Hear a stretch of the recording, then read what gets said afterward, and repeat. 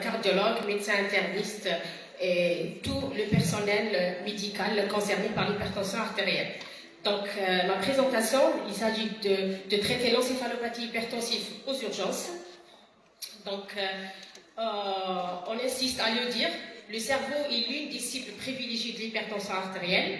Une élévation brutale et importante de la pression artérielle donc, altère le fonctionnement cérébral qui sera à l'origine des symptômes neurologiques entrant dans le cadre d'une encéphalopathie hypertensive, qui est caractérisée par un tableau clinico-radiologique spécifique.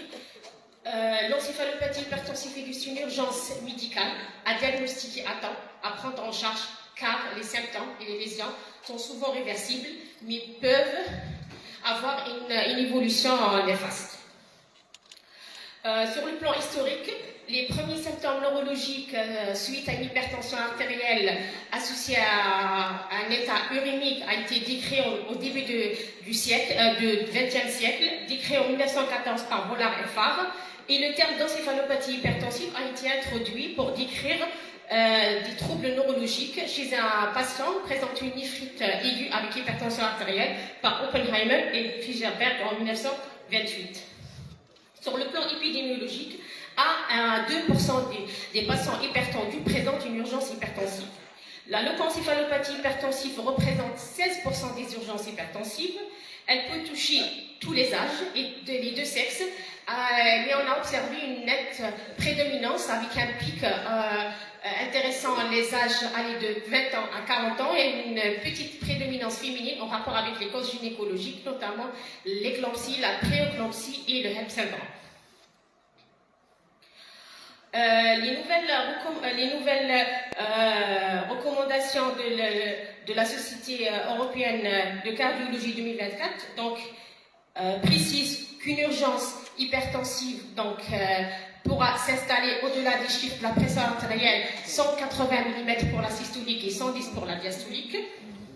En pratique, donc, on utilise de nombreux termes, donc urgence hypertensive, poussée hypertensive, poussée tensionnelle aiguë, crise aiguë hypertensive, une élévation tensionnelle aiguë, accès hypertensif, et la liste est longue. Donc, mais en pratique, on est confronté à deux tableaux cliniques bien individualisés. Donc, s'il s'agit d'une élévation juste des chiffres tensionnels au-delà de 180 pour une systolique et ou associée à une diastolique qui dépasse les 110 mm du mercure, sans signe de souffrance viscérale, sans aucune atteinte d'autres organes, on est devant une poussée hypertensive. Alors qu'on parle d'urgence hypertensive ou bien emergency hypertensive, quand il s'agit d'une élévation des chiffres tensionnels associés à des signes de souffrance d'organes. Donc, quels sont les principaux signes de souffrance ou bien les principaux tableaux d'une urgence hypertensive? Donc, une souffrance viscérale, que ce soit neurologique, cardiovasculaire, rénale ou oculaire. Alors, en cas d'absence de souffrance viscérale, avec une élévation des chiffres tensionnels au-delà de 180 mm pour une systolique et 110 pour une diastolique, on parle d'une poussée hypertensive. Sachant qu'en dans notre pratique quotidienne, on reçoit beaucoup de malades souffrant de céphalée. Céphalée, épistaxis, vertige ne sont pas des signes en rapport d'une souffrance viscérale. Donc, quelles sont les principales urgences hypertensives? Donc, c'est oculaire, c'est la rétinopathie hypertensive, la plus fréquente. Neurologique, l'encéphalopathie hypertensive, qu'on va la détailler ensemble, Rénale, c'est l'insuffisance rénale aiguë. Et les autres urgences cardiovasculaires, vous les connaissez mieux que moi. C'est quoi une encéphalopathie hypertensive? L'encéphalopathie hypertensive aiguë regroupe toutes les encéphalopathies en rapport avec un dysfonctionnement global cérébral à l'origine d'une souffrance cérébrale qui se manifeste cliniquement par des signes neurologiques. Donc, autrement dit, pour simplifier la définition, l'encéphalopathie hypertensive aiguë, c'est des chiffres tensionnels élevés au-delà de 180 mm du mercure pour une systolique et ou une diastolique qui dépasse les 110 mm du mercure, associés à des chiffres, associés à des troubles neurologiques avec une imagerie caractéristique. Historiquement, le terme le plus connu de cette pathologie, c'est le PRES syndrome. c'est le postérieur réversible encéphalopathie syndrome. Ce syndrome a été dédié au début pour décrire l'encéphalopathie hypertensive, mais il n'est pas spécifique. On pourra le voir dans d'autres circonstances pathologiques, comme l'encéphalopathie urémique, le choc septique ou d'autres pathologies, donc il n'est pas spécifique. Quelles sont les causes d'une encéphalopathie hypertensive? La cause la plus fréquente, c'est l'hypertension artérielle primaire. Une mauvaise observance du traitement d'une hypertension artérielle engendre une élévation des chiffres tensionnels avec dysfonctionnement cérébral et encéphalopathie hypertensive. En second lieu, l'HTA secondaire, surtout secondaire à une pathologie rénale ou bien une tumeur surrénalienne, sans citer les autres pathologies. Sur le mécanisme physiopathologique, tout à l'heure, ma collègue Snoussi a bien décrit la relation entre l'hypertension artérielle et le débit sanguin cérébral et la pression de perfusion cérébrale, sachant que les mécanismes d'autorégulation cérébrale permettent au cerveau une pression de perfusion cérébrale adéquate par la modification des résistances artérielles. Normalement, donc c'est une réponse physiologique au changement physiologique, mais les symptômes apparaissent quand il y a une installation rapide des chiffres tensionnels élevés et les capacités de régulation l'autorégulation de débit sanguin cérébral sont dépassées. Donc, on aura une vasodilatation, une perméabilité de la barrière hémato-encéphalique, un œdème vasogénique associé à dysfonctionnement endothélio avec des micro-infarctus à l'origine d'une symptomatologie clinique. Pour vous présenter cette communication, j'ai pris référence au dernier papier publié sur ces deux questions, c'est l'hypertension encéphalopathie et une cohorte française étudie cette pathologie. Et les principaux signes cliniques en rapport qui décrivent une encéphalopathie hypertensive, donc c'est tous les signes en rapport avec un dysfonctionnement cérébral global. Quels sont ces signes? Donc le tableau commence souvent par l'installation brutale d'encéphalie associée à des troubles visuels. Ensuite, des crises peuvent s'installer, des troubles de la conscience en allant de la somnolence jusqu'à l'état comateux, passant par les troubles visuels, comme je viens de le dire, un flou visuel ou bien une baisse de l'acuité visuelle ou bien une cécité corticale, des crises épileptiques focales généralisées ou secondairement généralisées et un déficit neurologique focaux en absence de prise en charge adéquate. Sachant que j'insiste sur que les céphalies, vertiges, acouphènes, nausées, comme symptomatologie isolée, isolée avec une élévation de chiffre tensionnel, ils ne correspondent pas au tableau d'encéphalopathie hypertensive. Et souvent, les troubles neurologiques sont associés à d'autres signes d'atteinte viscérale. Quels sont les examens complémentaires à demander en urgence? Donc, si on reçoit dans le cadre d'une urgence des signes neurologiques associés à une élévation importante des chiffres tensionnels, les premiers examens à demander, c'est le scanner cérébral dans le cadre d'une urgence.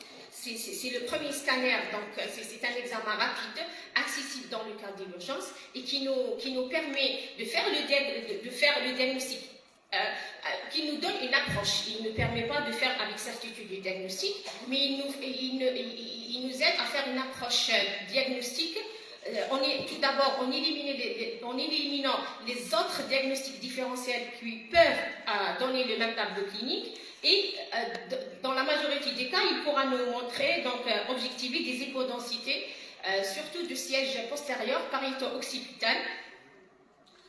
Et l'IRM cérébral, c'est l'examen clé. Donc, c'est l'examen clé pour faire le diagnostic d'encéphalopathie hypertensive qui permet de visualiser des lésions où le siège de prédilection postérieur, c'est parieto-occipital et qui se traduit sur le plan imagé sous forme d'hypersignon sur les séquences T2 et FLAIR, punctiformes, souvent des lésions bilatérales du siège parieto-occipital. Et ces lésions sont réversibles en cas de prise en charge rapide et intensive de la pression artérielle. Donc, sur cette plaque, je vous montre l'image typique d'un PRES syndrome qui est la traduction clinique la plus fréquente et la plus classique de l'encéphalopathie hypertensive. Les lésions peuvent apparaître en iso-hypo ou hypersignal qui traduisent l'œdème vasogénique cérébral. Qui dit œdème vasogénique, c'est un œdème réversible. Alors que si on laisse le patient sans prise en charge, on aura l'installation d'œdème cytotoxique. Ce qui dit œdème cytotoxique, c'est des lésions cérébrales irréversibles. Comme vous venez de le voir sur la première plaque, c'est des lésions hyper intenses bilatérales et symétriques. Si on fera à distance une IRM de contrôle, on aura une disparition des lésions à l'IRM. Autre examen complémentaire à demander en urgence, c'est beaucoup plus à la recherche d'autres souffrances viscérales, rénales, oculaires, ou cardiovasculaires. Donc la recherche systématique d'une hypertension artérielle secondaire à distance est préconisée car 20 à 40% des patients présentent une urgence hypertensive suite à une cause secondaire. On va illustrer ça par deux cas cliniques. Le premier cas, il s'agit d'une patiente âgée de 26 ans qui présente suite à une césarienne faite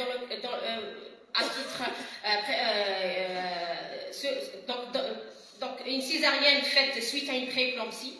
Sur le plan neurologique, la patiente a présenté céphalie du trouble visuel avec nausées-vomissements suivis par des troubles focaux secondairement généralisés.